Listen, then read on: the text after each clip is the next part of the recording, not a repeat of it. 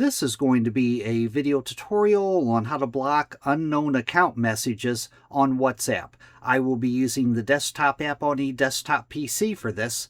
Let me jump over to WhatsApp here.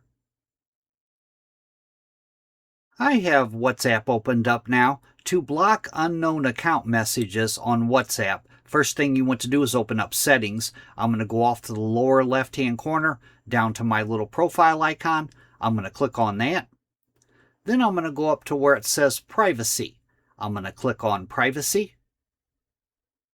Now under Privacy, you want to scroll all the way down toward the bottom, down to the Advanced section, and in the Advanced section, Block Unknown Account Messages.